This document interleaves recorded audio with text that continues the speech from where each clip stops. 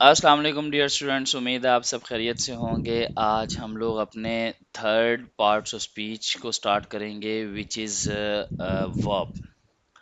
Number 3 पे जो आपका पार्ट्स ऑफ स्पीच है वो है जी वर्ब। वर्ब किसे कहते हैं, इसके डिफरेंट टाइप्स देखेंगे, ठीक है, विद एग्जांपल्स। लास्ट लेक्चर्स के अंदर हम लोगों ने अपने नाउन को और उसके टाइप्स को कवर किया फर्दर फर्दर, ठीक है। फिर उसके बाद हम लोगों ने प्रोनाउंस के ऊपर बात की, उसकी टाइप्स के ऊपर देखा कॉम्प्रिहेंसिवली, ठीक है। अब हम लोग स्टार्ट करने जा रहे हैं वर्ब किसे कहते हैं। अच्छा, वर्ब की डेफिनेशन में आप लोगों ने जो मेन पॉइंट अपने माइंड में रखने हैं, उसमें सबसे पहला पॉइंट है कि पहला पॉइंट तो यही है कि भाई ये ना किसी भी सेंटेंस के अंदर बहुत ज़्यादा इम्पोर्टेंट पार्ट है जी, ठीक है। पार्ट्स ऑफ स्पीच का बहुत ज़्यादा इम्पोर्टेंट पार्ट है ये, ठीक है। किसी भी सेंटेंस का बहुत ज़्यादा इम्पोर्टेंट पार्ट है।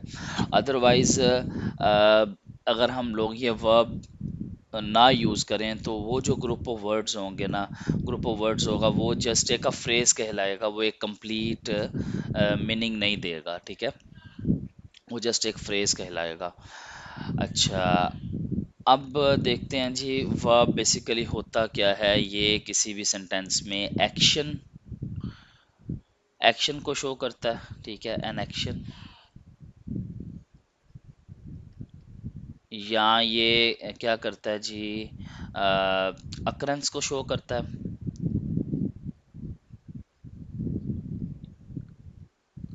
ठीक है। और या ये स्टेट ऑफ बीइंग को शो करता है, स्टेट ऑफ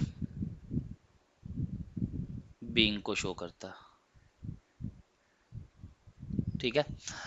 अच्छा, और अब ये तीन चीज़ों को हम लोग डिस्कस करेंगे तो हमारे माइंड में क्लियर हो जाएगा कि वर्ब बेसिकली है क्या, ठीक है। नॉर्मली यही कहा जाता है कि कोई एक्शन, किसी किस्म का जो एक्शन होता है, हर एक्शन को हम लोग वर्ब कहते हैं। लेकिन फर्दर इसको मेरा ख्याल है कि सिर्फ एक्शन के वर्ड में नहीं डिवाइड करना चाहिए। वर्ब को किसी भी सेंटेंस में एक्शन का नाम भी दे दिया जाता है, अकरेंस का नाम भी दिया जाता है और स्टेट ऑफ बीइंग का नाम भी दे दिया जाता है। तो एक्शन का मतलब है कि भाई we can say like that in action you can usually see something doing it, ठीक है। आप देखोगे कि भाई कुछ ना कुछ हो रहा है, एक्शन का मतलब ये है, ठीक है। अकरेंस में सिंपली कुछ ना कुछ हैपनिंग हो रही होती है, ठीक है। मैं एग्जांपल्स में आपको बताऊंगा।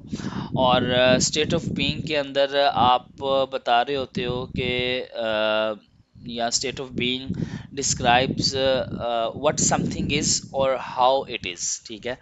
कि भाई कौन क्या है और कैसे है, वो स्टेट ऑफ बीइंग के अंदर हम लोग डिस्कस कर रहे होते हैं। चलें, अब हम इन तीनों वर्ड्स के हिसाब से इसकी एग्जांपल्स देखते हैं, फिर आगे बढ़ेंगे। लेट्स से मैं बात करता हूँ जी एक्शन के लिहाज से, ठीक है। एक्शन के लिहाज से let me write it clearly. According to the action verb कौन कौन सी हो सकती हैं। So we can say according to the action, जो first verb we can say ले लें जी रन है, ठीक है। हम इसकी एग्जांपल भी देखेंगे। फिर उसके बाद आप कह सकते हैं जी जंप है, ठीक है। फिर उसके बाद ईट है। फिर उसके बाद आप कह सकते हैं जी राइट है। और चलें एक और एग्जांपल ले लें, थ्रो। ये सारे एक्शंस के लिहाज से ये सारे वर्ड्स एज ए वर्ब कहलाएंगे। चलें इनकी डिफरेंट एग्जांपल्स भी देख लेते हैं। जैसे मैं बात कर रहा हूँ, अगर मैं रन की बात करूँ तो the dog runs in the park. The dog runs इन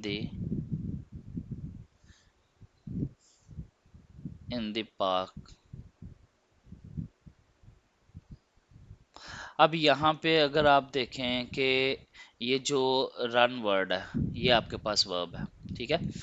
और एस क्यों लगाया है? जो आपका टेंस है जी, नंबर वन वाला tense, present indefinite. The dog runs in the park, कुत्ता पार्क में दौड़ता है, ठीक है, उसकी वजह से आ गया। अच्छा आगे बढ़ते हैं जी, जंप, तो we can say like that, the child jumps on the bed, the child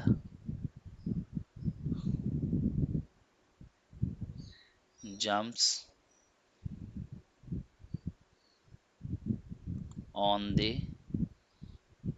bed, ठीक है। अब यहाँ पे फिर देखें आप, ये जो वर्ड है जी जंप का, ठीक है, ये भी आपके पास क्या है जी, वर्ब है, और ऐसा आपका रूल का आ गया, प्रोटोकॉल का आ गया। इसके बाद आपके पास आ गया जी ईट, तो I eat breakfast every morning, I eat breakfast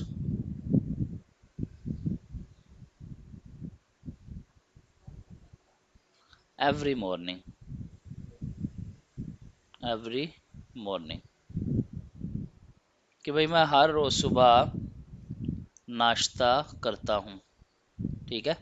अच्छा अब राइट को चले मैं एक कम एग्जांपल कर देता हूँ, आपको समझ तो आई हो, आ गई होगी, ठीक है, एक हम लोग एग्जांपल कम कर देते हैं, चले। तो राइट में we can say that he writes a letter, he writes a letter, ठीक है, वो खत लिखता है। तो अगर ईट में देखा जाए तो ये आपके पास वर्ब है, कोई ना कोई एक्शन हो रहा है। और अगर राइट, ये लास्ट सेंटेंस में देखा जाए तो राइट आपके पास क्या है जी, ये वर्ब है, कोई ना कोई एक्शन हो रहा है। तो इन तमाम टेंसेस में आप देख सकते हैं जी आपके एक्शन कैसे प्ले हो रहे हैं। एक्शन में मैंने एग्जांपल दी रन की, ठीक है, जंप की, ईट की, ठीक है, और राइट की। तो इस तरह डिफरेंट और भी एग्जांपल्स ऐसी हो सकती हैं जो वर्ब में एक्शन को शो करती हैं, ठीक है। चलें, अब नेक्स्ट देखते हैं अकरेंस के हवाले से कि वर्ब्स कौन कौन सी हो सकती हैं, ठीक है।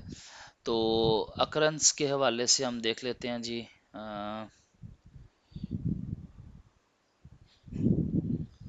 Late me write it again.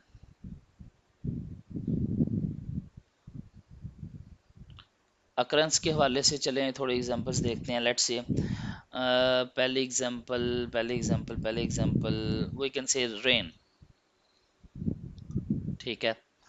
अच्छा रेन में आप फिर उसके बाद एक एग्जांपल देख लें जी, स्नो। पहले मैं एग्जांपल्स लिख लेता हूँ जो जो माइंड में आ रही हैं, स्नो, फिर चेंज, ठीक है, चेंज हो गया। फिर उसके बाद लेट्स से एक वर्ड आ गया जी, बिकम, ठीक है। तो आपके अकरेंस में ये एग्जांपल, और भी बड़ी ज़्यादा एग्जांपल्स हो सकती हैं, लेकिन मैंने कुछ एग्जांपल्स आपके सामने लिखी हैं। अच्छा अब इनके एग्जांपल्स में लेट्स से कि इट रेन्स फ्रीक्वेंटली, इट रेन्स frequently,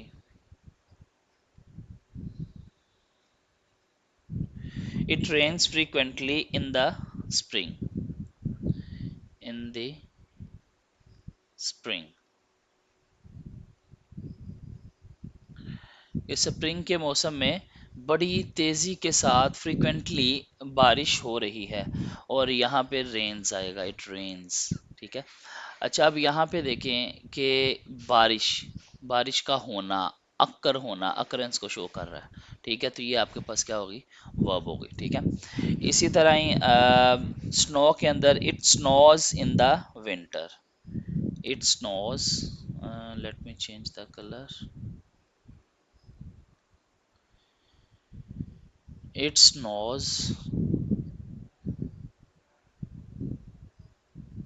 in the winter, in the winter,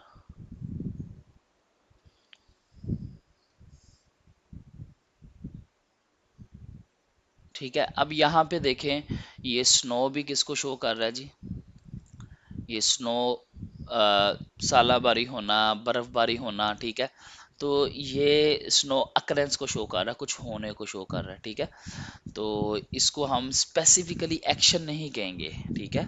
तो इसलिए मैंने ना क्या किया जी, वर्ब के अंदर से तीन डिफरेंट मीनिंग निकालने हैं कि भाई वर्ब का मतलब क्या है, action, occurrence, and third one is state of being, ठीक है।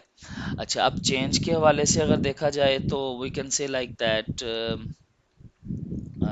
The weather changes quickly, the weather, ठीक है, weather changes quickly,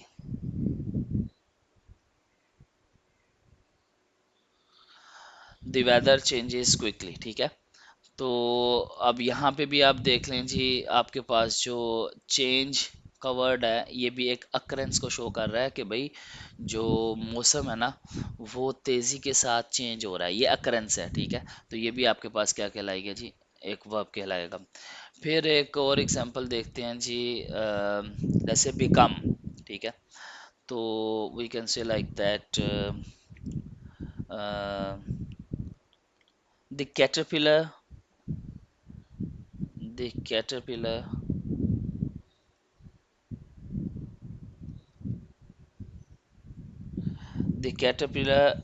becomes a butterfly, becomes a butterfly,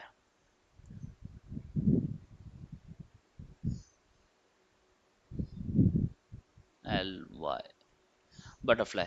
अब यहाँ पे भी देखें जी, जो आपके पास बिकम है, ठीक है, साथ में एस, ये भी एक अकरेंस को शो कर रहा है कि कैटरपिलर की जो नेक्स्ट फॉर्म बनी है वो क्या बनी है जी, बटरफ्लाई बन गई है, ठीक है। तो ये भी आपके पास क्या कहलाएगा जी, वर्ब कहलाएगा। इसी तरह इन स्टेट ऑफ बीइंग के अंदर हम लोग भी कुछ वर्ड्स देख लेते हैं, ठीक है। अच्छा, आप स्टेट ऑफ बीइंग के हवाले से चलें, कौन से वर्ड्स हो सकते हैं वो देखते हैं जी। तो स्टेट ऑफ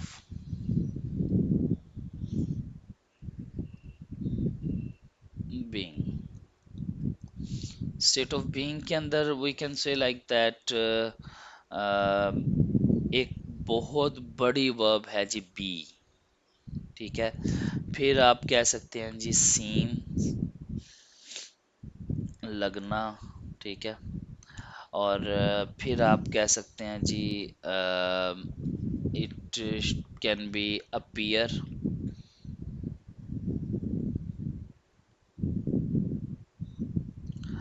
और इट कैन बी फील, ठीक है। It can be other words just like exit और समथिंग लाइक दैट, ठीक है। और भी काफ़ी ज़्यादा इसकी टाइप्स हो सकती हैं, ठीक है। तो अगर मैं बी की देखूँ ना तो ये बहुत बड़ी वर्ब है, लेकिन इस एक वर्ब के अंदर तीन मीनिंग छुपे हुए हैं, ये समझ लें आप। जैसे बी में ना आपका इज भी आ जाता है, आपका एम भी आ जाता है, आपका आर भी आ जाता है, ठीक है।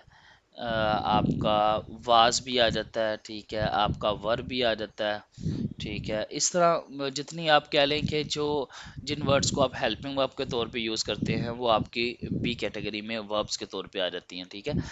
तो इनको मैं टाइप्स ऑफ जब वर्ब डिस्कस करेंगे तो फिर हम लोग इनको दोबारा भी डिस्कस करेंगे, कोई बात नहीं, कि ये किस तरह हेल्पिंग वर्ब का रोल प्ले करते हैं और किस तरह वर्ब का रोल प्ले करते हैं। अभी एक एग्जांपल मैं यहाँ पे लिखने लगा हूँ कि I am happy, let's say I am happy, I am happy कह लें आप, शी स्टॉल कह लें, दे आर स्टूडेंट्स कह लें, ठीक है। अब यहाँ पे देखें कि स्टेट ऑफ बीइंग का मतलब है कुछ ना कुछ होना, ठीक है। तो ये जो एम है ना, ये शो कर रहा है कि मैं खुश हूँ। अगर मैं लिखूंगा ना आई वॉज हैप्पी, तो वो वाज शो करेगा मैं खुश था, ठीक है ना। तो इस तरह आई विल हैप्पी या आई विल बी हैप्पी, वो उसको शो करेगा कि मैं खुश हूँगा। मतलब ये जो आपके पास is am are was were, ये स्टेट ऑफ बीइंग्स को शो करते हैं, ठीक है। ये भी आपके पास क्या होगी जी, वर्ब होगी। अच्छा, अब कई बच्चों के माइंड में आ रहा होगा कि सर जी ये तो आपके पास हेल्पिंग वर्ब है, मैं आपको टाइप्स में बताऊंगा कि ये किस तरह हेल्पिंग वर्ब्स हैं, किस तरह वर्ब का रोल प्ले करते हैं, किस तरह हेल्पिंग वर्ब का रोल प्ले करते हैं, सब कुछ डिस्कस करेंगे, ठीक है। अच्छा, नेक्स्ट देखते हैं जी, सेम्स, ही सेम्स टायर्ड, जैसे एक एग्जांपल लिख लेते हैं जी, ही या शी चले, शी सीम्स टायर्ड। अब यहाँ पे भी देखें कि जो आपके पास वर्ड है सीम्स, ठीक है, तो ये भी आपके एक स्टेट ऑफ बीइंग को शो कर रहा है कि भाई वो शी या ही वो टायर्ड है, ठीक है, थका हुआ है, ठीक है। तो ये भी आपके पास एक वर्ब के रूप में वर्ड हो सकता है। चले आगे, अपीयरेंस के हवाले से we can say like that, the cloud appears dark, the clouds, the clouds appear, not appears क्योंकि क्लाउड्स रहता है, द क्लाउड्स अपीयर डार्क, ठीक है। अब ये भी आपके पास स्टेट ऑफ बीइंग को शो करेगा, ठीक है, कि जो आपके पास बादल थे वो क्या हो गया जी, डार्क हो गए हैं, ठीक है। तो यहाँ पे जो अपीयर का वर्ड है ये भी आपके पास क्या कहलाएगा जी, वर्ब कहलाएगा। इसी तरह ही if you are just going to talk about the next word feel, तो मैं ये कह सकता हूँ जी, आई फील कूल, ठीक है, कि मुझे बुखार महसूस होता है, मैं बुखार महसूस करता हूँ। ये भी आपके पास फील का वर्ड क्या है जी, एक we can say like that state of being को शो करता है, ठीक है। तो ये भी आपके पास क्या हो गया जी, वर्ब हो गई। ले जी, ये मैंने अभी आप लोगों को वर्ब के अंदर से जो तीन मीनिंग एक निकल सकते हैं कि वर्ब किस किस कैटेगरी में जा सकती है, एक्शन में जा सकती है, एक्रेस में जा सकती है, स्टेट ऑफ बीइंग में जा सकती है, ये हम लोगों ने डिस्कस किए हैं, ठीक है। अब इसकी टाइप्स देख लेते हैं, ठीक है, सिर्फ नेम्स देखेंगे, फर्दर वन बाय वन तो हम लोग बाद में डिस्कस करेंगे, ठीक है। तो टाइप्स में मैं यहाँ पे लिख देता हूँ जी, टाइप्स ऑफ वर्ब, जो वर्ब्स हैं उनकी टाइप्स कौन कौन सी हो सकती हैं। नंबर वन पे हम लोग कह सकते हैं जी, मेन वर्ब्स, मेन वर्ब्स, ठीक है। अच्छा, नंबर टू पे हम लोग कह सकते हैं जी, auxiliary verbs, auxiliary verbs, verbs. Number three पे हम लोग कह सकते हैं लिंकिंग वर्ब्स,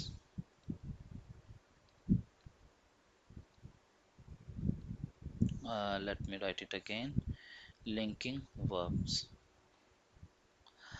नंबर फोर पे आप कह सकते हैं जी, ट्रांजिटिव वर्ब्स,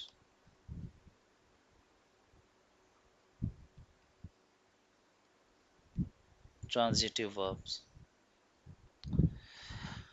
नंबर फाइव पे इसकी जो टाइप आती है जी, इसको मैं ऊपर कर लेता हूँ क्योंकि 10 टाइप्स हैं टोटल, ठीक है। नंबर फाइव, नंबर फाइव पे हम लोग कह सकते हैं intransitive verb,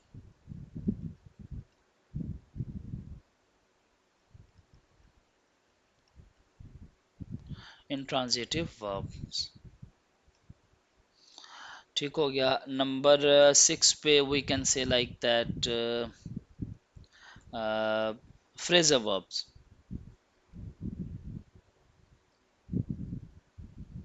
phrasal verbs, ठीक है। नंबर सेवन पे रेगुलर वर्ब्स, रेगुलर वर्ब्स, ठीक है। नंबर एट पे हम लोग कह सकते हैं इरेगुलर वर्ब्स,